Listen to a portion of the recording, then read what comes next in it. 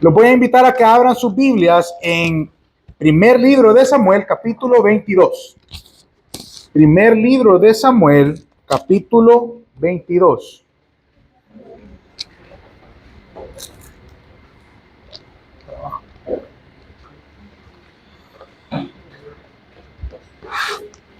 Exacto, si necesita una Biblia, levante, usted ya sabe. Es importante que todos tengamos una Biblia porque vamos a estudiar la Biblia. Así es que es indispensable todos tengan una Biblia y puedan leerlo con nosotros. Primer libro de Samuel, capítulo 22, vamos al versículo 6. Si en una de las Biblias que le prestamos usted encuentra uno de estos, no se lo vaya a llevar, ese queda en la Biblia y después les vamos a regalar aquí aparte, ¿verdad? Para que pueda quedar ese separador ahí y sea más fácil encontrar la cita la próxima semana. Primer libro de Samuel, capítulo 22. ¿Qué está pasando? David está huyendo de Saúl y se ha encontrado en la cueva de Adulam junto con otros 399 o 400 hombres afligidos, endeudados y en amargura de espíritu. El odio de Saúl lo llevó a este grado de perseguir al que antes era su mano derecha y ahora David, como si fuera un prófugo de la justicia, como si fuera un villano, ¿verdad? O alguien que ha hecho cosas muy malas en contra del rey, está escondido en una cueva. Ahora bien, la semana pasada dijimos, ¿se acuerdan que estudiamos cómo el sacerdote ayudó a David, ¿sí? Y le proveyó de pan y una espada. Entonces, había un siervo de Saúl que se llamaba Doeg, que vio esa interacción. Entonces, como buen salvadoreño, aunque él no era salvadoreño, fue a chismearle, ¿verdad? Al rey, a ponerle el dedo. Vamos a hablar más adelante de eso, pero este vio y no se pudo quedar con las ganas, ¿verdad? Sino que tuvo que decir lo que había visto. Pero bueno, leamos qué fue lo que pasó. Versículo 6, capítulo 22, versículo 6. Oyó Saúl que se sabía de David y de los que estaban con él. O sea que Saúl ya sabe que David no está solo. Y Saúl estaba sentado en Gabaa, debajo de un tamarisco sobre un alto, y tenía su lanza en su mano. ¿Se acuerdan que hemos hablado de esto? Como cada vez que vemos a Saúl, tiene una lanza en la mano y está listo para cuadrarse, como diríamos, ¿verdad? O para arremeter en contra de cualquiera que ose rebelarse en contra de él, aun cuando muchos de estos delirios o muchas de estas persecuciones están en su cabeza, ¿verdad? No hay nadie detrás de él, pero bueno, está en un tamarisco, ¿verdad? Abajo de una hamaca. Oiga, esta imagen la hemos visto anteriormente. ¿Sí? Anteriormente, cuando los reyes iban a la guerra, cuando Jonatán andaba trabajando, ¿verdad? Para ganarle a los enemigos, el rey Saúl ya se había encontrado en esta condición de estar probablemente a la sombra de uno de estos árboles tamarisco. Yo estuve buscando porque me llamó la atención el nombre, y estos tamariscos normalmente están en lugares áridos, es decir, lugares bastante secos, y aún a pesar de la falta de agua, suelen ser árboles frondosos. ¿Qué significa eso? Que era un árbol que proveía sombra en un lugar bastante caliente. Entonces Saúl estaba ahí, ¿verdad? No sé si abajo de una hamaca, pero descansando.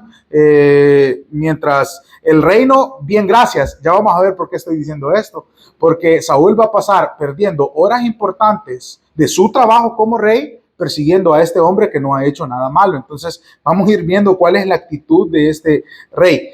Tenía una lanza en su mano, versículo 7. Y dijo Saúl a los siervos que estaban alrededor de él: escuchen, hijos de Benjamín, os dará también a todos ustedes este hijo de Isaí. ¿Se acuerdan que no podía pronunciar el nombre de David, verdad? Estaba prohibido en la casa de Saúl decir David. Lo decían el hijo de Isaí, de una manera despectiva. ¿Por qué? Porque Isaí no era una familia muy importante. Al contrario, un detalle que olvidé decirles es este: la familia de Isaí descendía de una moabita. ¿Qué quiere decir esto? Que eran extranjeros. Esa familia era una familia que se había mezclado. ¿Se acuerdan? Hay un libro en la Biblia que se llama Ruth, ¿sí? Y que Ruth se casa con Booz. Booz es israelita, un varón importante de la tribu de Judá, de la misma tribu de Isaí, es abuelo de Isaí y se casa con una extranjera. Eso era terriblemente mal visto en aquel entonces. Entonces, cuando hablaban de la familia de Isaí, siempre venía a la memoria de que en esa familia había habido un cruce de sangres que no estaba muy bien, ¿verdad? Porque se había casado con una moabita. Entonces lo dice de forma despectiva a ese hijo, ¿verdad? El pobre de Isaí. ¿Acaso él les va a dar tierras y les va a dar viñas y les va a hacer a ustedes jefes de millares y jefes de centenas? Los está como chantajeando, ¿verdad?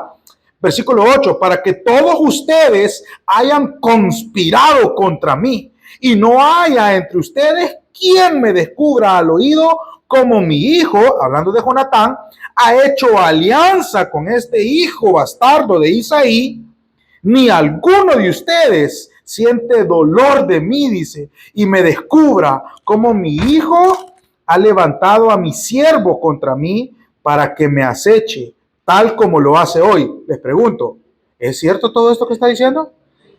Se está haciendo la víctima, exacto. ¿Sí? ¡Ay, pobrecito yo! ¡Ey, señor, usted es el rey, hombre! Lo que pasa es que está loco, ¿verdad? Eso es lo que se llaman delirios de persecución. ¿David lo estaba persiguiendo? ¿David lo estaba acechando? Habían coludido, se habían puesto de acuerdo Jonatán para quitarle el trono a Saúl. Nada de esto era cierto. Encima les echa en cara: yo los he hecho ricos, yo los he hecho famosos, yo los he hecho importantes, ¿sí? Vea, estaba fuera de sí este rey, ¿verdad? Pobrecito. Versículo 9. Entonces Doeg, el Doeg, vea, Edomita, que era el principal de los siervos de Saúl, respondió y dijo: yo rey. Mire, este es el que quiere ganarse el favor del rey haciendo ver mal a otras personas, ¿verdad? El que en el equipo, mire, lo voy a comparar a esto. Este es como cuando estábamos en la clase, en la escuela, y todos se les olvidó la tarea, ¿verdad? Y ojalá que el profe, con el respeto al profe que ojalá que al profe se le olvide pedir la tarea, y todos así, ¿verdad?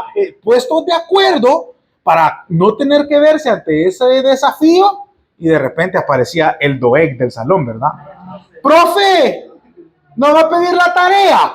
¡Ay! Decían todos, ¿verdad? Oigan, ese era Doeg, ¿sí? ¿O no le suena algo así? ¿Verdad? ¿Tenía muchos amigos el Doeg en la escuela? No, ¿verdad? Pero Doeg era el que a la hora del recreo se sentaba a comer con el profe, ¿verdad? ¿Por qué? No tenía amigos. Y el profe quería un rato de descanso y le tocaba pasar con... Bueno, no vamos a hablar de eso. ¿Dónde estamos? Versículo 9. Yo le dice, yo lo vi, le dice. Yo vi a ese hijo de Isaí, hasta le está copiando, ¿verdad? La expresión, que vino a Nob, a Ahimelech, hijo de Ahitob, el cual consultó por él a Jehová y le dio provisiones. Oiga, ¿cómo se llama el sacerdote? Ahimelech le dio provisiones a David. Le dio unos cuantos pancitos, ¿verdad? Pero lo está haciendo ver como quien dice, es que lo ayudó un montón, ¿verdad? Le dio provisiones como para que viviera un año sin preocuparse. Bueno, y le dio también, dice, versículo 10, y también le dio la espada de Goliat, el filisteo. Y el rey envió por el sacerdote Ahimelech, hijo de Ahitob, y toda la casa de su padre, los sacerdotes que estaban en Nob, y todos vinieron al rey. Y Saúl le dijo: escucha ahora, hijo de Ahitob. Y él le dijo: heme aquí, señor mío. ¿Por qué se ve tan seguro ahorita el sacerdote? Porque él sabe que no ha hecho nada malo, ¿sí? Está tranquilo, aunque ya Saúl mostraba delirio, ¿verdad? Pero bueno, dígame, señor, versículo 13, y le dijo: ¿por qué has conspirado contra mí, tú y ese hijo de Isaí, verdad? Cuando le diste pan y espada y consultaste por él a Dios para que se levantase contra mí y me acechase como lo hace hoy día. Insisto, ¿es cierto esto? No. Entonces Ahimelech respondió al rey y le dijo: ¿y quién entre tus siervos es tan fiel como David, que encima es yerno del rey, que sirve a tus órdenes y es ilustre, es decir, reconocido en tu casa? De eso platicamos la semana pasada, ¿verdad? David era la mano derecha de Saúl. donde David llegaba era un representante de Saúl y el sacerdote estaba acostumbrado a recibir, digamos, órdenes indirectas por parte de David que probablemente venían de Saúl. Entonces eso es lo que le está diciendo él, ¿verdad? Versículo 15. Ha sido hoy la primera vez, he comenzado desde hoy a consultar por él a Dios. Lejos sea de mí, le dice, no culpe el rey de cosa alguna a su siervo, ni a toda la casa de mi padre, porque tu siervo ninguna cosa sabe de este asunto, ni grande ni pequeña. Y el rey dijo, vaya pues, te creo, confío en tu palabra, has sido un sacerdote fiel, encima sos un ungido, eso dice. No, ¿verdad? Bien, oiga, y lo estaban buscando, ¿verdad? Y yo lo estaba viendo a ustedes. Oigan, ¿está siendo razonable el rey? ¿Escuchó razones? El rey había tomado su decisión incluso antes de traer al sacerdote. ¿Sí? Encima, escuche, era un sacerdote, hombre.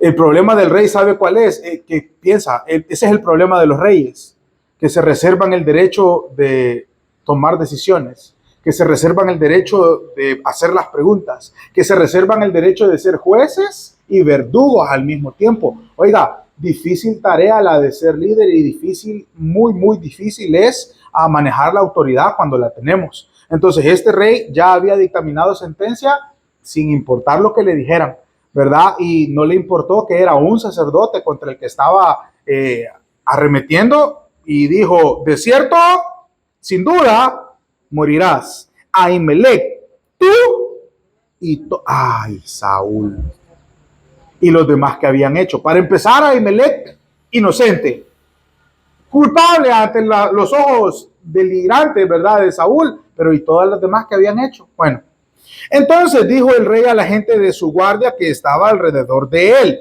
Pausa, antes que lo leamos. Esta guardia es la guardia personal del rey. Son los guerreros más valientes, los guerreros más fuertes, pero encima los guerreros más leales y fieles al rey. ¿Sí? Porque un rey no se va a rodear de alguien que podría ser un traidor. ¿Sí? Los que están cerca del rey son los más cercanos a él. Les va a dar una orden. Vuélvanse y maten a los sacerdotes de Jehová, porque también la mano de ellos está con David. Aquí es todo el que ayuda a mi enemigo, se la va a ver conmigo. Peligroso. Pues sabiendo ellos que huía, no me lo descubrieron, pero los siervos del rey no quisieron extender sus manos para matar a los sacerdotes de Jehová. Tenían más temor. Oiga, los soldados eran sanguinarios, ¿verdad? Un soldado está acostumbrado a matar. Un soldado, un guerrero como estos que estaban cerca de Saúl, estaban acostumbrados a ver sangre, estaban acostumbrados a seguir órdenes, especialmente si venían del rey, pero no se atrevieron a desenvainar sus espadas en contra de los sacerdotes. Le dijeron, perdóneme rey, pero no podemos. Versículo 18. Entonces dijo el rey a Doeg, claro, tenía que ser Doeg, ¿verdad? ¿Quién más si no? Vuélvete tú, le dice, y arremete contra los sacerdotes. Punto. ¿Y qué creen que hizo Doeg? Ya lo están leyendo. ¿Creen que Doeg dijo, no, yo tengo principios también como todos mis demás compañeros? No, a Doeg lo único que le importaba era quedar bien con el jefe, ¿verdad? Aun y cuando eso fuera en contra de sus principios morales o espirituales. Mire eso que acaba de salir a la luz.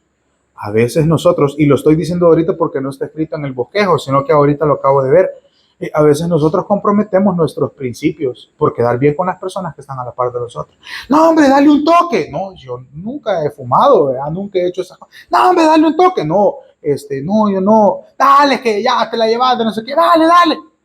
Vaya, pues. Y ahí empiezan caminos de los que es muy difícil salirse muchas veces. Sucumbimos ante la presión. Y preferimos satisfacer el deseo o la opinión de nuestros padres o de nuestros líderes inmediatos antes que la de Dios. Y es un camino bien difícil de caminar y de salir de ahí. Versículo 18, y volvió Doeg el edomita, acometió a los sacerdotes, mató en aquel día, ¿cuántos?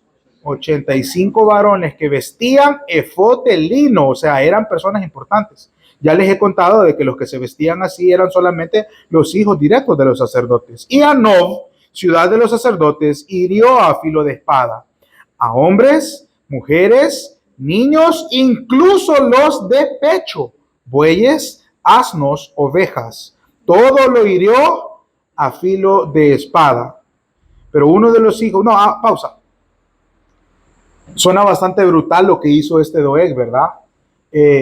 ¿Sabe de qué me estoy acordando o qué me acordé cuando lo leí? ¿Se acuerdan cuando Dios le dijo a Saúl, quiero que extermines hasta el último de los amalecitas? No quiero que quede pero nadie. Y Saúl dijo, no, es que el pueblo me presionó, ¿verdad? Y dejé vivo a las mejores ovejas y a las vacas para sacrificio y tenía al rey de Amalek, Agag, ahí, ¿verdad? ¿Se acuerdan de esa historia? Que fue de hecho cuando Saúl fue la última gota que derramó el vaso del reinado de Saúl. Entonces, yo me pregunté cuando lo leí aquí, ¿y si Saúl hubiera tenido esa misma determinación cuando el Señor le mandó que fuera obediente? Si nosotros fuéramos tan fieles y tan obedientes, mira, este Doeg le debía su obediencia y su fidelidad a un loco. Hizo una locura. ¿Por qué? Su líder era un loco. Y él no supo diferenciar que su líder lo iba a llevar a un camino muy oscuro. Y fue obediente. Y fue fiel y fue obediente y fue implacable en lo que le pidieron para hacer una locura. ¿Por qué no somos nosotros así, pero para hacer lo que el Señor manda a hacer? Oiga, nosotros tenemos que decidir a qué líder vamos a seguir. Y eso me estoy adelantando, pero el Señor a veces pide cosas que requieren firmeza, fidelidad y que seamos implacables. Pero no, ¿verdad? No, esas cosas son radicales. Los cristianos radicales, no, queremos vivir un cristianismo así bastante cómodo, ¿verdad? Cuando tengo tiempo, cuando me sobra, lo que puedo, lo que no me cuesta. Oiga, si vamos a seguir a nuestro líder, a Jesús dijo, el que quiera seguirme, tome su cruz y sígame. ¿Y hacia dónde lo llevó a Jesús la cruz? Hacia la muerte. ¿Y qué esperamos nosotros entonces? Un cristianismo bien tranquilo, ¿verdad? Todo amor y paz, todo es playa, un coco, ¿verdad? Como este que estaba en el Tamarisco ahí, en abajo de la hamaca, tranquilamente. Oiga, yo quisiera decirle eso, pero no. Jesús dijo, si tu ojo te es ocasión de caer, sácatelo. ¿Suena eso como una orden radical? Sí, ¿verdad? Pero este Doeg estuvo dispuesto a hacer cosas radicales y extremas por un rey loco.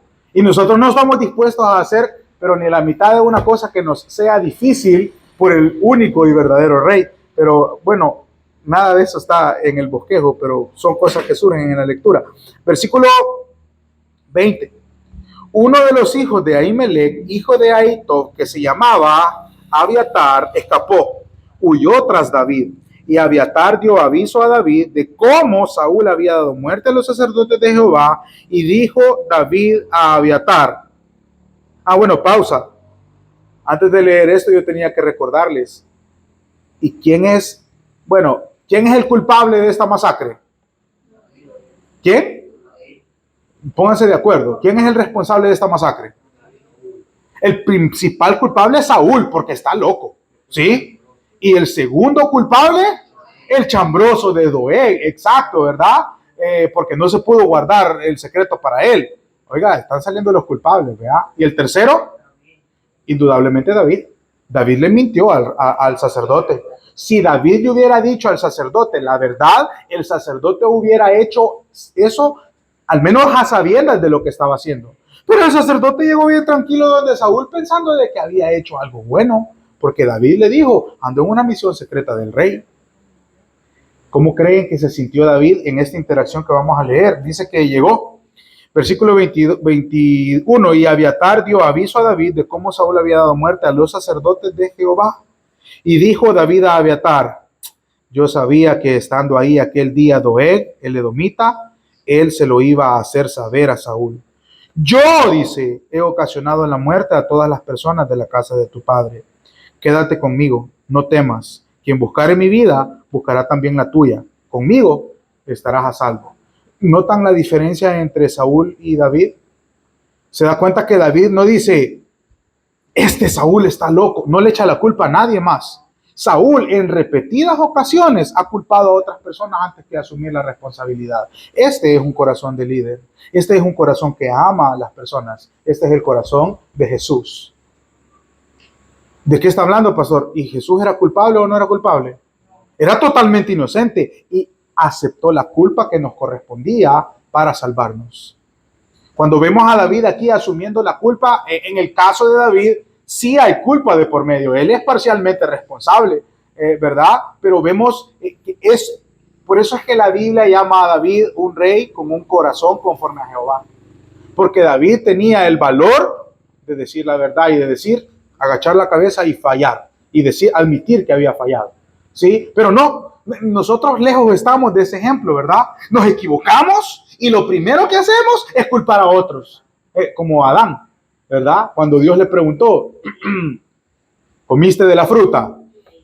La mujer, y cuando Dios le preguntó a la mujer, dejen de estar señalando a sus esposas, pues. Ajá. Y cuando Dios le preguntó a la esposa, a Eva, ¿qué dijo Eva? La serpiente. Se da cuenta que somos número uno para echarle la culpa a alguien más. Mire, yo siempre digo, si tuvo el valor de cometer ese terrible pecado, tenga el valor para confesarlo, pues. ¿Verdad? Ajá, es valiente, ¿verdad? Para irse a pegar una gran sirindanga. ¿Qué es una sirindanga? Sí, ¿verdad? O sea, una buena borrachera, pues. Pero el siguiente día, yo no fui, ¿verdad? Ellos me incitaron. Obligado estabas. Y así aplica para cualquier otro ejemplo de cosas que hacemos de manera voluntaria y no somos lo suficientemente varones o hembras y sobre todo responsables de decir, sí, fallé.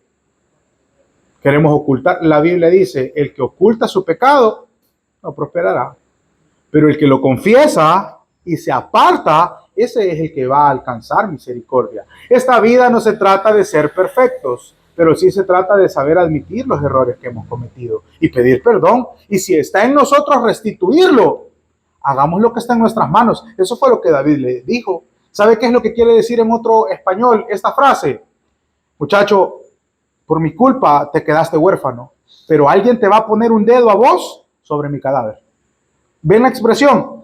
Quien buscare tu alma, buscará también la mía, le dice. Conmigo estarás a salvo. ¿Podía David regresar el tiempo y evitar que se murieran los 85 sacerdotes y todo el pueblo? Pero podía pedir perdón y seguir desde hoy y en adelante. ¿Sí? Bastante importante. Ahora me encuentro en un estrecho en lo que tengo que decidir hacer ahorita. Quisiera estudiar el capítulo 23, pero tengo aplicaciones del capítulo 22. Vamos al 23 y después vamos a ver para qué nos alcanza el tiempo. De todas formas, ¿qué es más importante? ¿La palabra de Dios pura y literal o las aplicaciones que el Señor me puso en el corazón tal vez? Yo creo que la palabra. Así es que sigamos en la palabra. Dieron aviso a David diciendo, he aquí los filisteos combaten a Keila. Keila no es una persona, ¿verdad? Es una ciudad. Y rodeaban las eras, es decir, que estaban robando, ¿verdad? Los filisteos, el enemigo por excelencia. Oiga, David va a tener la oportunidad de vengarse a través de los filisteos. ¿Se acuerdan lo que platicamos la semana pasada? Que David tuvo que humillarse delante de esos incircuncisos y hacerse el loco, ¿verdad? Bueno, el Señor le está dando la oportunidad de restituirse. Entonces David, versículo 2, consultó a Jehová diciendo, ¿iré a atacar a estos filisteos? Y Jehová respondió a David, ve, ataca a los filisteos y libra a Keila. Versículo 3, pero los que estaban con David le dijeron, hey, nosotros estamos en Judá y tenemos miedo aquí, ¿verdad? Más miedo vamos a tener si vamos a Keila contra el ejército de los filisteos.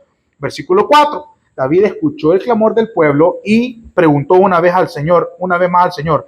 David volvió a consultar a Jehová y dijo, y Jehová le respondió, levántate, desciende a Keila, pues yo entregaré en tus manos a los filisteos. Mire, notan el corazón de David. Es que hay modelos de liderazgo. Saúl, ¿se acuerdan? Me estoy acordando ahorita, qué bonita es la Biblia. ¿Se acuerdan cuando Saúl dijo, nadie come un bocado de pan hasta que no hayan encontrado o terminado esto que vamos a hacer? el corazón que Saúl tenía como rey para con sus guerreros. Por el contrario, David, sus guerreros tienen miedo y un general común y corriente diría, y que no son varoncitos ustedes, pues que no son guerreros, ¿verdad? David no. David escucha que hay temor en el pueblo y le importa lo suficiente como para consultar una segunda vez al Señor. El Señor le responde y ahora sí, ¿verdad? La respuesta de David no sería, vamos, nosotros somos fuertes. No, la respuesta de David sería, el Señor ya me dijo 2 veces que nos va a dar la victoria. Y por medio de la fe, animar a su ejército. Versículo 5. Fue pues David con sus hombres a Keila, peleó contra los filisteos, se llevó sus ganados, les causó una gran derrota y libró David a los de Keila. Triunfo. ¿Sí? Versículo 6. Y aconteció que cuando Abiatar, hijo de Ahimelech, huyó siguiendo a David a Keila, descendió con el efod en su mano. El efod era una vestidura sacerdotal. ¿Qué quiere decir esto? Ahora David tiene su propio sacerdote, ¿verdad? Sacerdote según el orden correcto, ¿verdad? De Aarón. Es que es un nuevo reino el que está surgiendo aquí. Un reino que viene de entre las cuevas, ¿sí? Un reino que surge como silvestre en un desierto, ¿me entienden? Un reino que no parece reino. ¿Por qué estoy hablando de eso? Porque así es el reino de Jesús. Oiga, la gente no entendía por qué Jesús, siendo el Mesías, el rey prometido, tenía que entrar en un burrito a Jerusalén.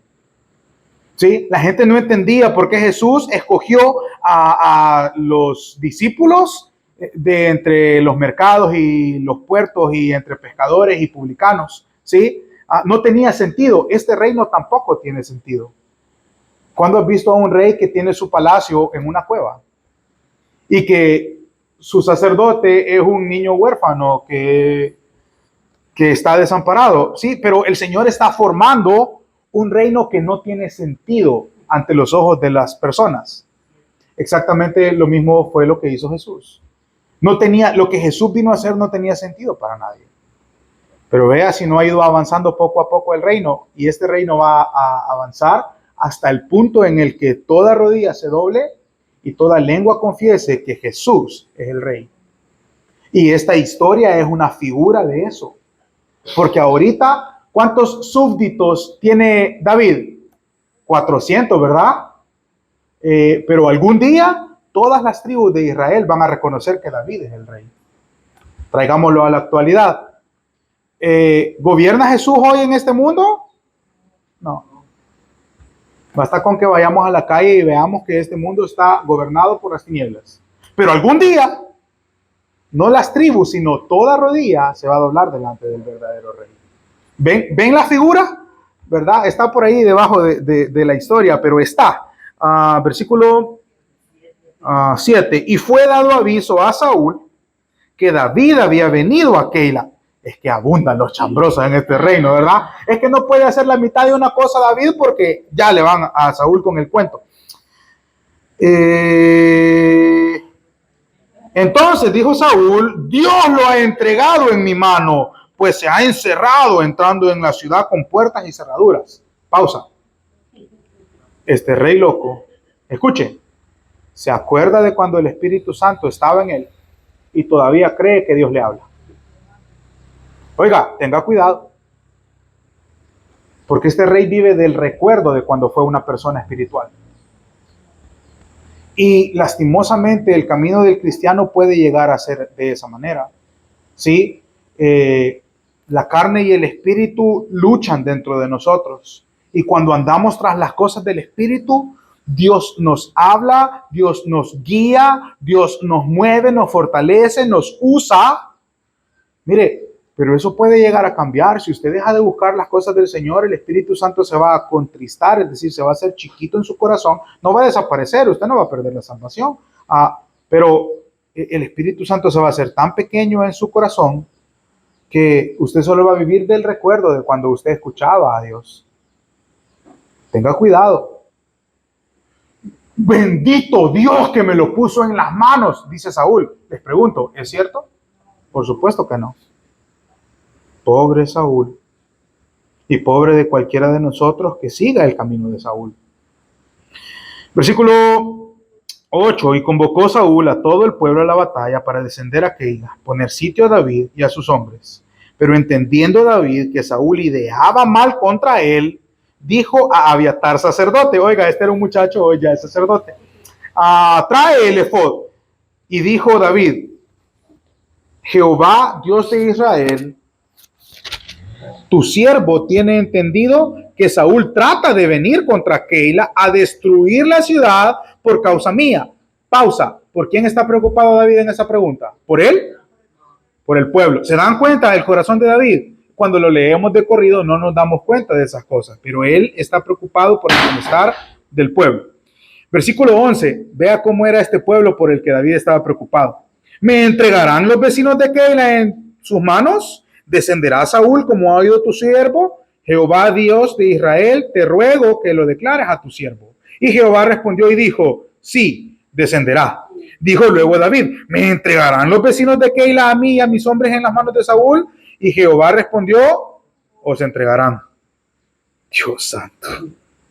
Pobre David. David entonces se levantó con sus hombres. ¿Eran como? Y salieron de Keila, anduvieron de un lugar a otro, y vino a Saúl la nueva de que David se había escapado de Keila y desistió de salir. ¿Cuántos eran en la cueva? 400. ¿Cuántos son aquí? El reino va creciendo. El ejército va creciendo, uno a uno. ¿Sí? Me encanta esto. Cuando leí dije, matemática, 400 eran al principio, son 600. Oiga, de los de Keila y sus alrededores, y que no los acababan de salvar, pues y estaban dispuestos otra vez a ponerles el dedo. David preguntó, ¿y estos me van a entregar? Sí, te van a entregar. No van a mostrar gratitud por lo que acabas de hacer por ellos. Te van a entregar. Pero no todos. Habían unos que sí iban a seguir al Señor. ¿Qué aprendo? Cuántas cosas hace Dios por nosotros, ¿verdad? Pero aún así esas cosas muchas veces no son suficientes para que nosotros nos decidamos a seguirle. Y lo negamos y lo traicionamos y le damos la espalda una y otra vez, pero no todos. Siempre hay unos cuantos que deciden seguir al Señor. Es lo que veo en este versículo. Desistió Saúl, ¿verdad? Versículo 14. Y David se quedó en el desierto, en lugares fuertes. Habitaba en un monte en el desierto de Sif y lo buscaba Saúl todos los días, pero Dios no lo entregó en sus manos. Yo digo, y Saúl que no tenía una nación que gobernar, pues, pero no, ¿verdad? Para él lo más importante era acabar con este que lo estaba acechando. Y el pobre David viendo cómo sobrevivía de cueva en cueva, ¿verdad? Saúl estaba un poco fuera de sí. Versículo 15. Viendo David que Saúl había salido en busca de su vida, se estuvo en Ores, en el desierto de Sif. Entonces se levantó Jonatán, hijo de Saúl, y vino a David a Ores y fortaleció su mano en Dios. Mire, David no era un hombre muy difícil de encontrar, ¿verdad? Se da cuenta que su familia lo encontró rápidamente en el capítulo anterior y su amigo lo encontró rápidamente. El Señor no quería, y ya nos vamos a dar cuenta al final de ese capítulo, es que Dios no quería que Saúl lo alcanzara. Jonatán fortaleció a David. Otra vez la importancia de los amigos cuando estamos en el desierto, cuando estamos en medio de situaciones difíciles, que tengamos un amigo que nos ame lo suficiente como para fortalecernos en la mano del Señor. Y le dijo, versículo 17, no temas, no te hallará la mano de Saúl, mi padre. Tú reinarás sobre Israel y yo seré segundo después de ti, y aún Saúl, mi padre, así lo sabe. Hemos hablado ya muchas veces de Jonatán, ¿verdad? Jonatán era el que debía ser el rey después de Saúl, pero a Jonatán no le importa eso. Jonatán sabe reconocer que el Espíritu está con David y él no quiere ocupar una posición que no le corresponde. ¿Sabe qué es lo que causa esto en Jonatán? Gozo, felicidad, porque él está convencido y está contento, satisfecho con lo que Dios le ha dado. No está buscando una posición que no le pertenece. Pero nosotros muchas veces somos al contrario, ¿verdad? Andamos buscando, andamos en lugares donde nadie nos ha llamado, donde nadie nos ha invitado, perdiendo el tiempo en cosas que no nos corresponden, queriendo, ¿verdad? Dar una opinión, sentarnos en la mesa de los adultos y hablar cosas que no nos tocan. Aprendamos de Jonatán. ¿Sí? Jesús les dijo, mire, cuando los inviten a comer, No se vayan a poner, dice, en el primer puesto del invitado de honor. Siéntense por ahí atrás. Es mejor que les digan, hey, ¿qué estás haciendo ahí atrás? Venite para acá.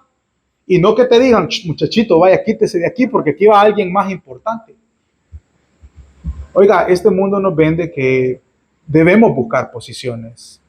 Jesús nos enseña a renunciar a nosotros mismos, a renunciar a nuestros disque derechos, ¿verdad? Pero cuesta. Jesús dijo, el que quiera ser grande será un siervo, ¿verdad? No tiene sentido con lo que este mundo dice, pero tiene mucho sentido para el reino de los cielos. ¿Dónde estamos? Versículo 18, ambos hicieron pacto delante de Jehová, esto solo era un pacto, ¿verdad? Y David se quedó en Ores y Jonatán se regresó para su casa. Versículo 19, después subieron los de Sif, ¿para qué?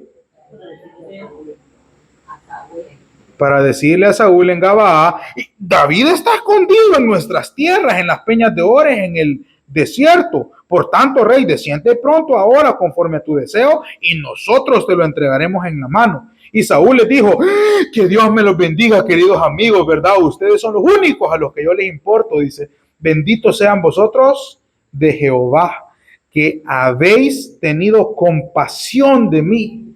Vayan, asegúrense más, conozcan, vean el lugar donde se esconde, quien lo haya visto, porque se me ha dicho que es astuto en gran manera. ¿Verdad? Pobrecito Saúl, yo creo que como ya estaba quizás un poco anciano, ya no le daba para andarlo persiguiendo como el gato y el ratón, ¿verdad? Entonces le dice, ay, ¿verdad? Los bendice en el nombre de Jehová. Este está algo disparado, ¿verdad? Eso es como el que sale a robar, vea, y antes de robar se encomienda al Señor, Señor, que el que le asalte hoy, que ande cargado, vea, y que ande un iPhone nuevo. Algo así suena, ¿sí o no? Que está haciendo en contra de la voluntad de Dios, pero ese es como el que ora antes de tomarse el hielerazo de cerveza, ¿verdad? No, oremos muchachos, ¿verdad? Para que no nos dé goma. Bueno, ¿dónde estaba?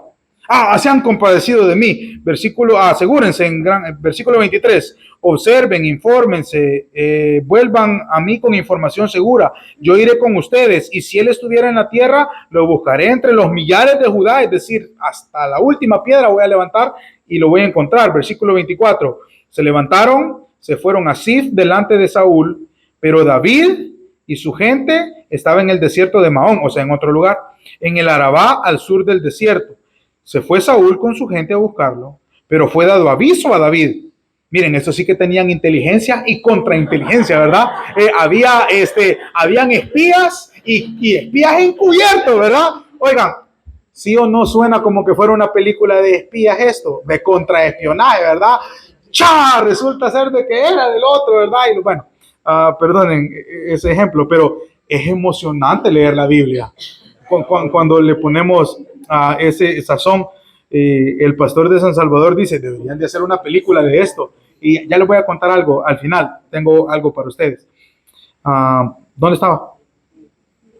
25:4. Y se fue Saúl a buscarlo. Fue dado aviso a David. Descendió a la peña. Se quedó en el desierto de Mahón. Cuando Saúl oyó esto, siguió a David al desierto de Mahón.